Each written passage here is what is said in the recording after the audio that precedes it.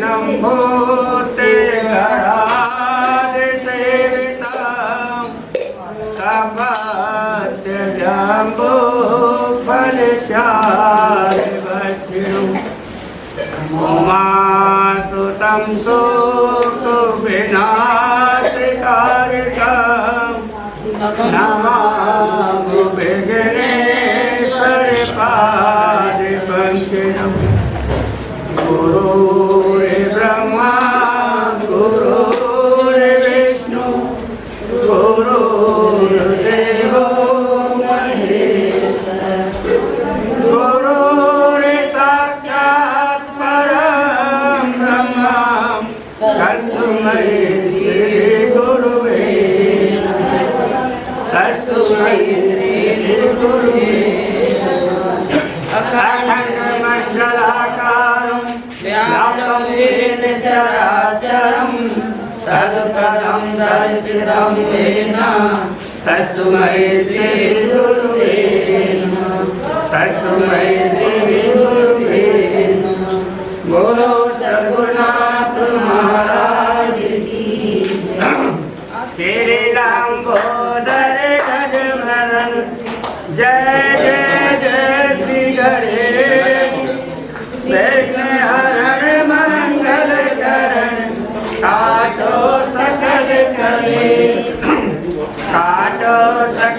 कलेश प्रथम मैं तुम्हें मनाऊं फल फूल मिष्टान सभी सामान चढ़ाऊं दो विद्या का दान ज्ञान अज्ञान जाऊं रखना मेरा मान चरणों में माथे नवाऊं सर की दाता सरस्वती करो तुम्हारा ध्यान वाणी ब्रह्मणी करो मुझको आज प्रणाम गुरु गोविंद के जय चरण न्याओ चरणों मान दीनहीन जन जान के रखो शीश पर हाथ लखन सिया राम।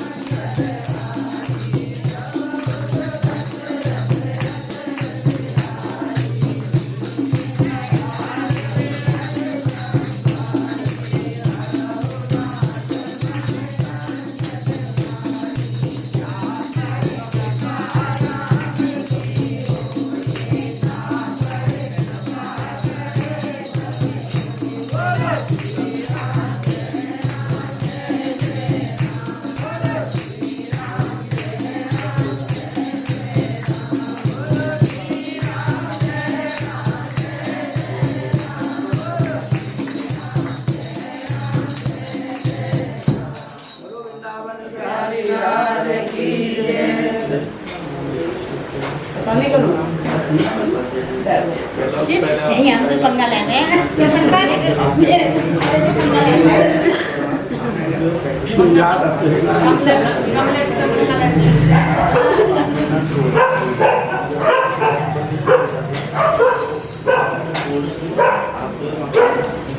इतनी कथा सुनाकर राजा पृथु कहने लगे कि हे नारद जी, जब आप भक्त वत्सल भगवान श्री का पूजक का इतिहास सुनाने की कृपा करें। तब नारद जी बोले, हे राजन, 15 माह 16 माह एक पुरातन इतिहास कहता हूँ, सो ध्यान लगाकर सुनो। पहले कांतीपुर में चोल नाम का एक राजा राज करता था। उसके राज्य में समस्त प्रजा सुखी थी। कोई भी दरिद्री नहीं था, कोई पीड़ित नहीं था, कोई रोगी नहीं था। राजा के नाम पर उस देश का नाम भी चोल देश रखा गया था। एक बार वह राजा मूल्यवान मणि मुक्ताओं द्वारा भगवान की पूजा करके वहीं मंदिर में बैठ गया। उसी समय उक्त नगर के विष्णुदत्त शर्मा नामक एक ब्राह्मण ने आकर अनेक तुलसी दल तथा जल से भगवान की पूजा की।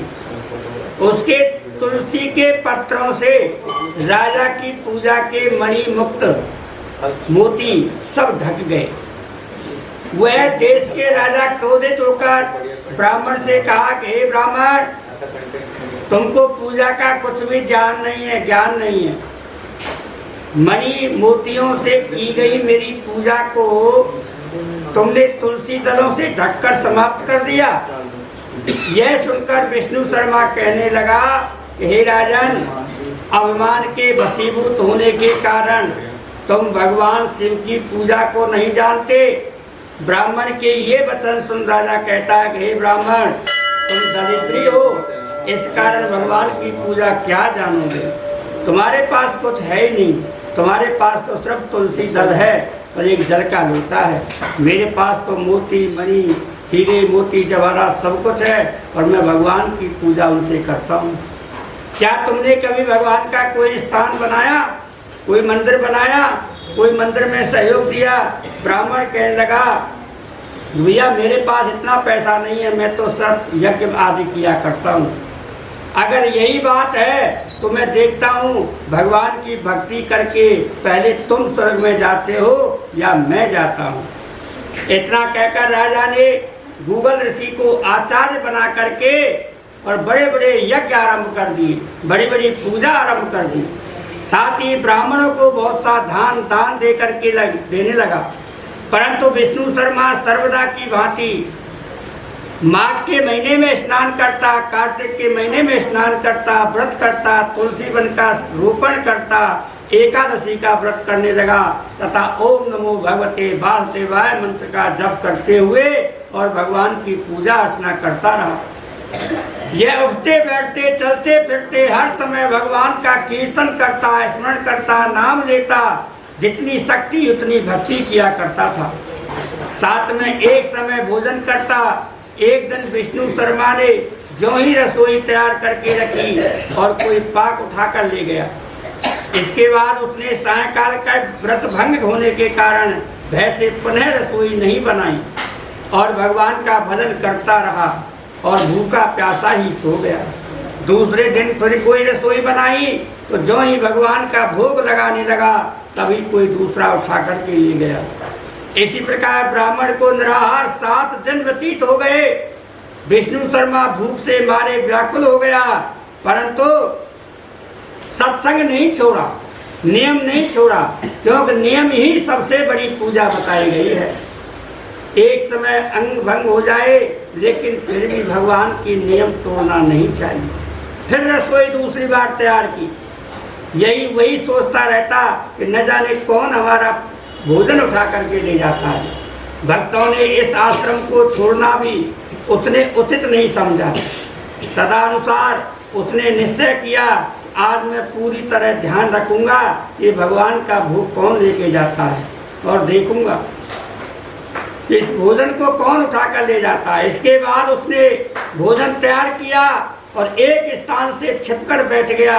थोड़ी देर में उसने क्या देखा कि अति दीनहीन दुर्लभ चांडाल, उसके शरीर में केवल अस्थियां मात्र हैं, शेष बची हुई हैं। छिप करके आया और भोजन को उठा के भगवान के सामने से ले गया। उसे देख करके विष्णु शर्मा का हृदय द्रवित हो गया और प्रकट होकर के कहा कि भैया रूखा भोजन मत ले जाओ, मेरे पास थोड़ा सा घी है, यह भी लेते जाओ। ब्राह्मण के यह वचन सुनकर के भयभीत हुआ वह कांप चांडाल भागता हुआ और ठोकर खाकर गिर गया। तभी विष्णु शर्मा भी उसके समीप पहुंच गए और उसको उठाने लगे तथा एक वस्त्र से उस पर हवा करने लगे, बेहोश हो गया। थोड़ी देर बाद उस ब्राह्मण ने देखा वह चांडाल की जगह शंख चक्र गदा पद्मधारी वरमालाधारी भगवान विष्णु स्वयं लेटे हुए हैं। इसी समय ब्राह्मण ने भगवान के चरणों में गिरकर नमस्कार किया। तभी रुद्रादि देवता भी वहां पर आ गए। ऋषि मुनि वेद मंत्रों से उनका पूजन करने लगे। तब विष्णु भगवान ने अत्यंत स्नेह पूर्वक ब्राह्मण का आलिंगन किया, चुम्बन किया तथा उसकी मुक्ति प्रदान की। तदनुसार अपने साथ विमान में वैकुंठ को ले गए। यह चरित्र देखकर चोल राजा अत्यंत दुखी हुआ और कहने लगा कि मैं तो हीरा मोती से भगवान की पूजा करता था। अब ऋषि को बुला करके कहा ये सब क्या हो रहा है? इसके द्वेष के कारण मैंने यज्ञ आदि किए, यह वैकुंठ को जा रहा है और मैं यहीं पर स्थित हूँ। क्या मेरे यज्ञ दान आदि का निष्फल हो गया? इससे यही सिद्ध होता है कि भगवान यज्ञ आदि से नहीं, केवल भगवान की भक्ति से प्रसन्न होते हैं, भगवान की श्रद्धा से प्रसन्न होते हैं, भगवान के नियम से पैदा होते हैं।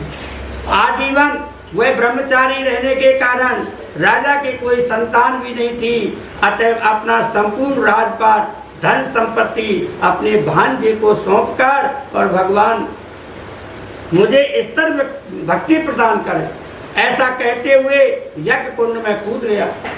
यह दृश्य देख करके गूगल ऋषि ने क्रोध में आकर और अपनी शिखा उखाड़ दी और ये सभी तक्षचेल देश के और भांजा ही मामा का उत्तराधिकारी होता है और गूगल गोत्र के ब्राह्मण आज भी शिखा नहीं रखते। चोल राजा के अग्निकुंड में गिरते ही भगवान ने प्रकट होकर अग्निकुंड में ही उसका आलिंगन करके और उसे भी स्तंभ मुक्ति प्रदान की। इसके पश्चात भगवान ने विष्णु शर्मा को पुण्यशील तथा चोल राजा का सुशील नामक अपना द्वारपाल नियुक्त कर दिया। अतः स्कंद पुराणे देवाखंडे श्री कार्तिक मातम 15वां अध्याय हरे नमः। बोलो विष्णु भगवान की। श्रीमन्नारायण